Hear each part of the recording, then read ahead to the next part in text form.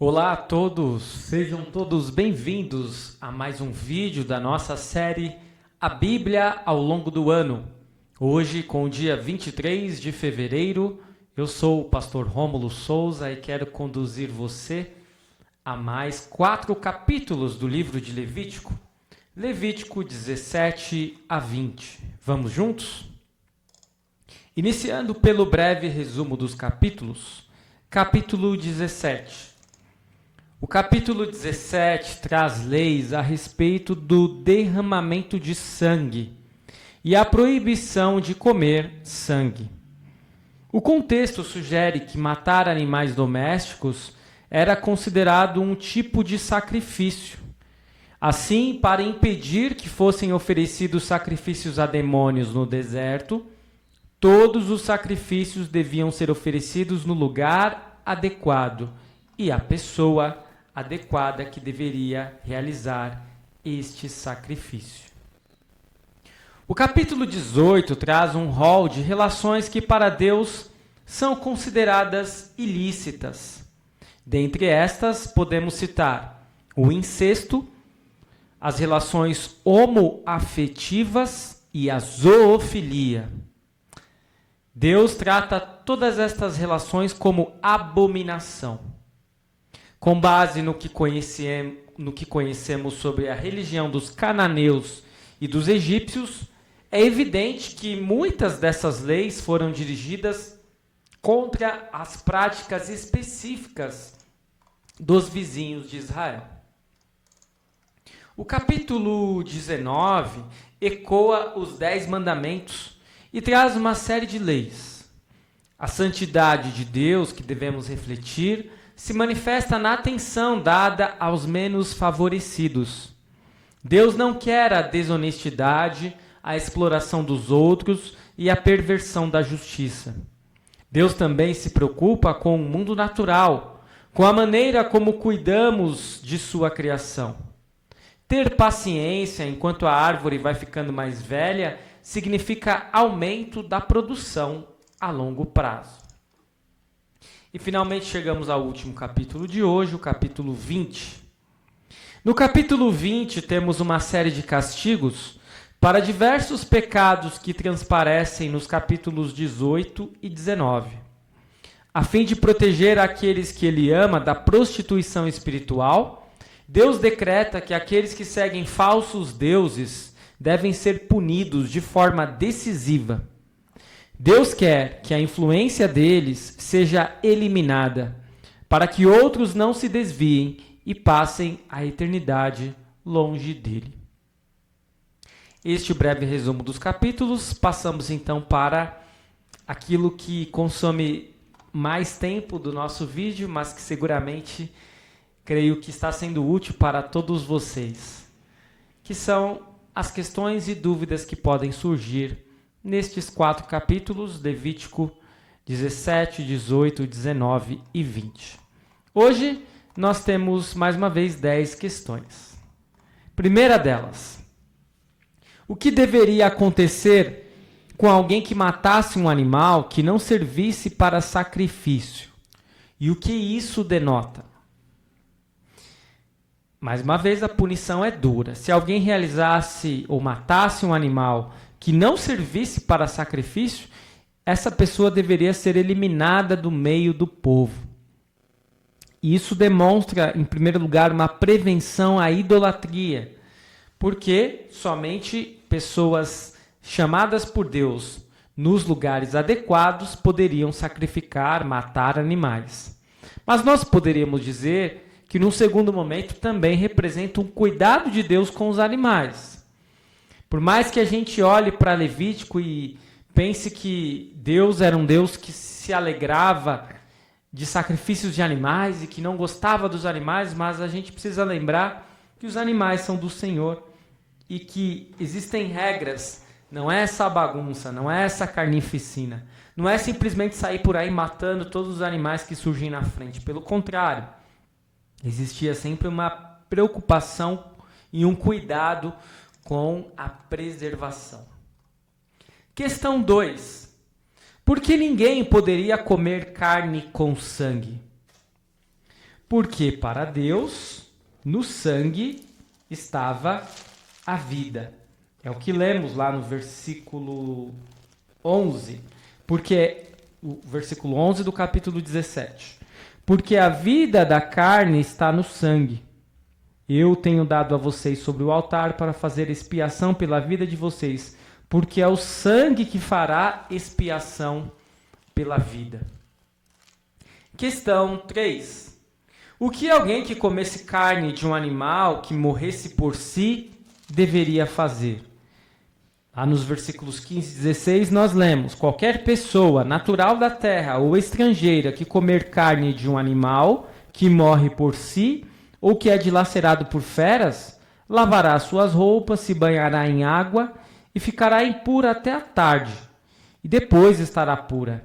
Mas se não lavar a roupa nem banhar o corpo, levará sobre si a sua iniquidade. Questão 4.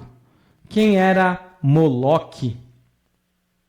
Moloque era um deus cananita, adorado pelos amonitas. Lembre-se lá da origem dos amonitas, né? E normalmente nós lembramos que está associada a Ló e uma de suas filhas. E esse deus Moloque era um deus que era cultuado pelos amonitas de uma forma bem impactante. Eles costumavam realizar sacrifícios ao deus Moloque, mas não eram sacrifícios de animais, mas sacrifícios de crianças. E eles queimavam uma criança ainda quando ela estava viva, em adoração a esse deus pagão. Por isso, às vezes, a gente se assombra com certas reprimendas que Deus faz aos povos idólatras, ou até mesmo a possibilidade de Deus permitir que os hebreus possam invadir as terras deles e até guerrear contra esses povos. Mas a verdade é que esses povos eram muitas vezes selvagens e muito idólatras e realizavam práticas horrendas como queimar crianças vivas em reverência a um deus pagão. Questão 5. Em Levítico 18, 22, lemos que um homem se deitar com outro homem é uma abominação a Deus. Será que esta regra se restringe ao Antigo Testamento ou se estende até os dias atuais? Essa é uma questão bem polêmica. Nós precisamos sempre ter respeito e cuidado com todas as pessoas. Sabemos que todos são pecadores, independentemente de relações sexuais, mas precisamos entender o que a Bíblia diz a respeito disso. Pois a Bíblia é o nosso padrão de moralidade e de vida. E para nós é a Bíblia, pois a Bíblia é a palavra de Deus. Nós sabemos que há certas proibições do Antigo Testamento, ou certas práticas do Antigo Testamento que são modificadas com a vinda de Cristo no Novo Testamento.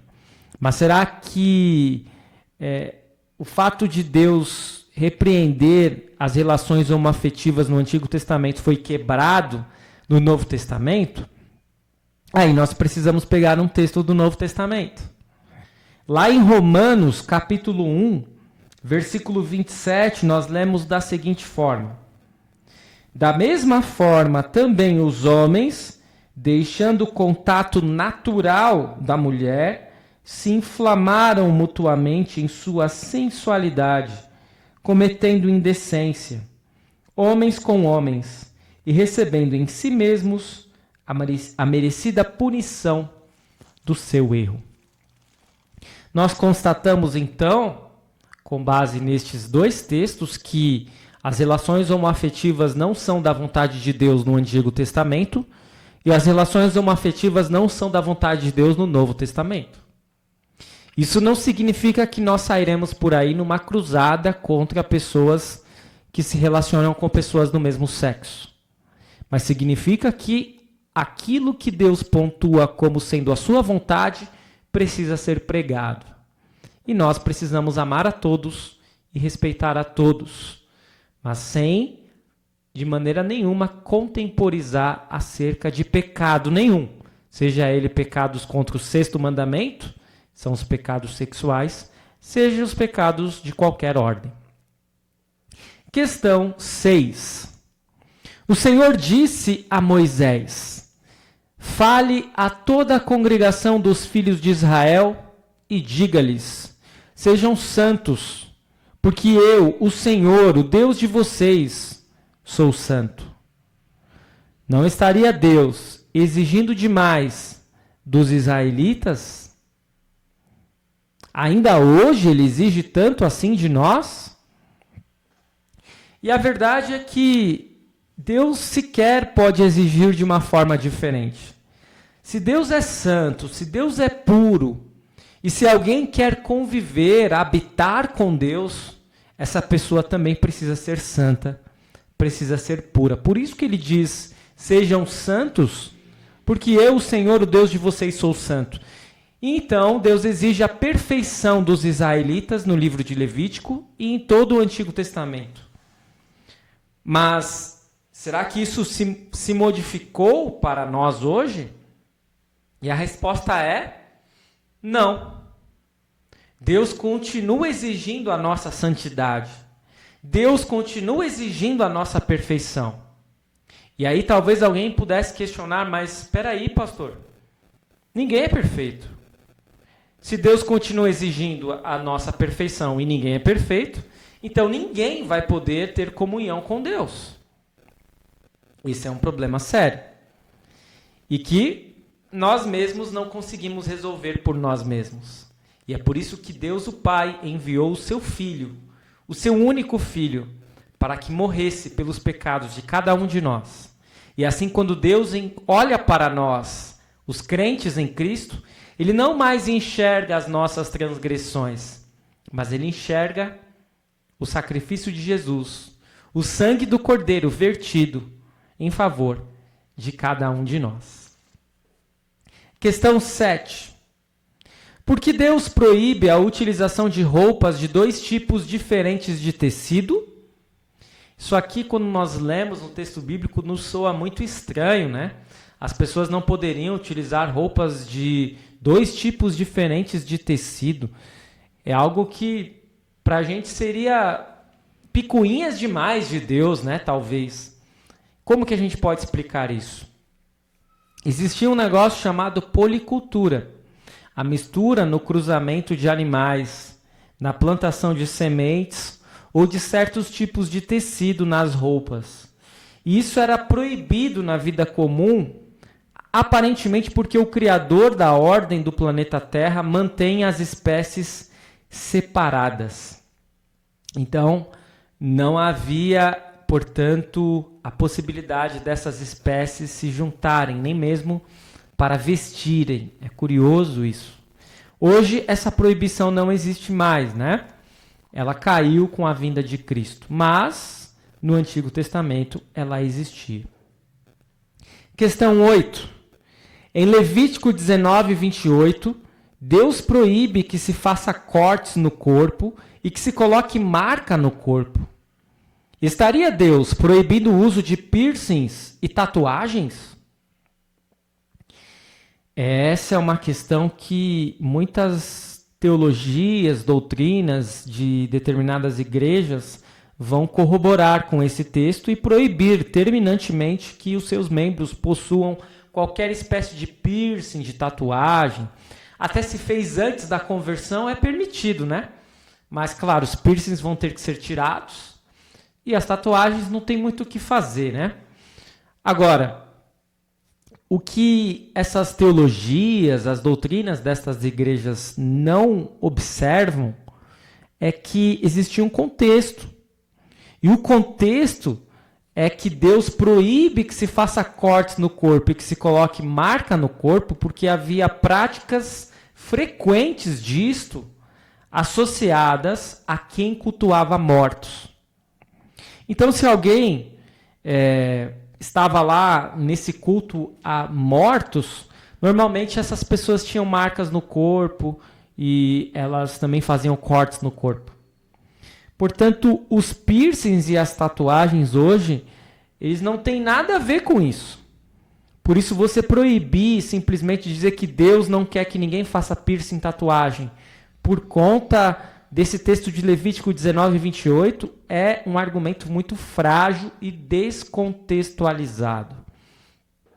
Então o pastor agora está falando que a gente pode fazer piercing, tatuagem à vontade, vamos marcar todo o nosso corpo. Cada um vai ser livre de pensar como quiser nesse quesito. O corpo, claro, nós precisamos lembrar, não é nosso. O corpo é de Deus. O nosso corpo deve ser templo do Espírito Santo.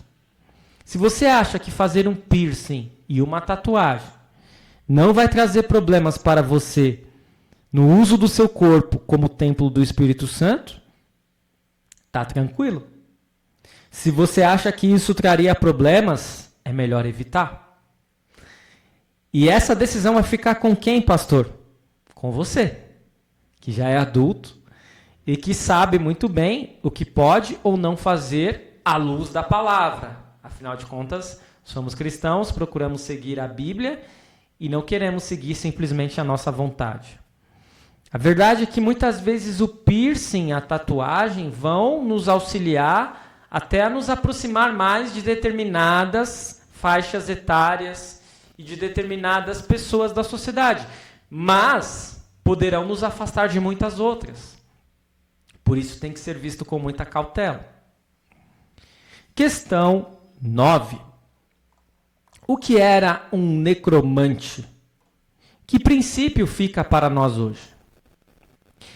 Necromante vem de necromancia. A necromancia é uma prática de magia envolvendo a suposta arte de comunicação com os mortos, quer por evocação de seus espíritos como aparições, visões ou erguendo-os corporealmente, com a finalidade de adivinhação, transmitir os meios para prever eventos futuros, descobrir conhecimentos ocultos, trazer alguém de volta do mundo dos mortos. Portanto, um necromante, ele poderia ser um adepto desta religião, um praticante desta religião. E o princípio que fica para nós, de acordo com o texto de Levítico, é que nós precisamos evitar esse tipo de coisa. E é interessante que a Bíblia não vai dizer que não existe pessoas que têm, quem sabe, a possibilidade de falar com pessoas mortas. Porque até mesmo em um texto bíblico, depois nós vamos ver mais detidamente, quando nós estudarmos lá a história de Samuel e de Saul, Saul vai evocar o espírito de Samuel que já havia morrido por meio de uma necromante. E de fato, Saul, ele vai estar diante de Samuel que já havia morrido. Portanto, a Bíblia não nega a possibilidade disso existir.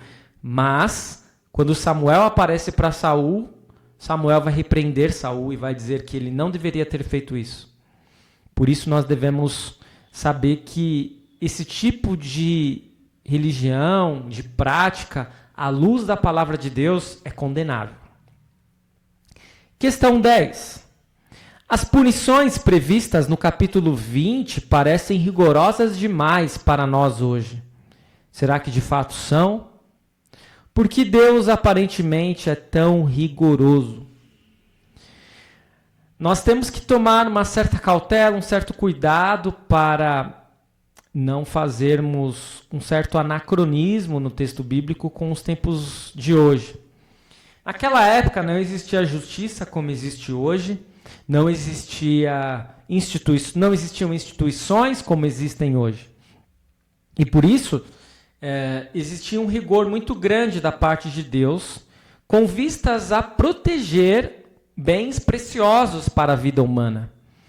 E por isso era muito complicado. Certas práticas acabavam tendo que ter uma punição muito rigorosa.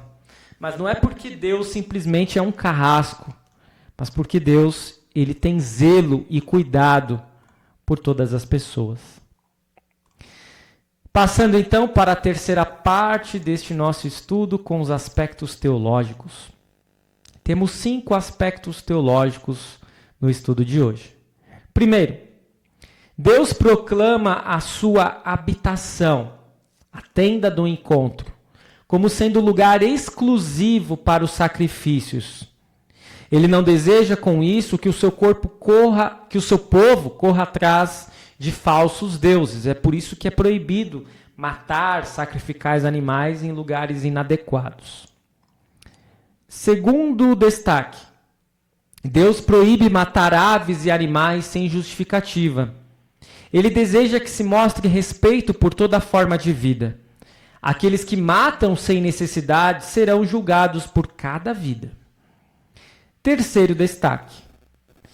A pureza sexual é tão importante para Deus que ele emitiu decretos detalhando como protegê-la. Somente as relações sexuais entre marido e mulher são aprovadas por Deus. Deus conhece o nosso coração e nos dá o casamento para nos proteger do pecado. Em fidelidade à sua igreja, ele nos santifica e possibilita o perdão de todos os nossos pecados. Quarto aspecto. Deus quer que sua santidade seja refletida na vida e na conduta do seu povo. A comunidade israelita compartilhava da santidade de Deus. E os cristãos de hoje também. Nós somos santificados no nome do Senhor. Quinto e último aspecto teológico deste nosso estudo. Ao ler Levítico, podemos nos sentir ameaçados pela lei. Faça isso, não faça aquilo. Ou podemos nos tornar legalistas, achando que a salvação depende de sermos bons. Precisamos reconhecer que Deus tornou o seu povo santo por graça. E na lei, ele os leva para longe dos costumes autodestrutivos das outras nações. No Evangelho de Jesus Cristo, os cristãos têm liberdade de seus pecados, liberdade não para fazer o que bem entender, mas liberdade para agradar a Deus como seu povo amado e escolhido. Eu espero que este estudo tenha sido de grande proveito para você, para a sua vida. Continue seguindo este nosso projeto abençoado. Não deixe de fazer suas leituras bíblicas. A leitura bíblica para o dia de amanhã será Levítico 21 a 24. Fique na paz do Senhor. Muito obrigado por nos assistir e até o nosso próximo vídeo.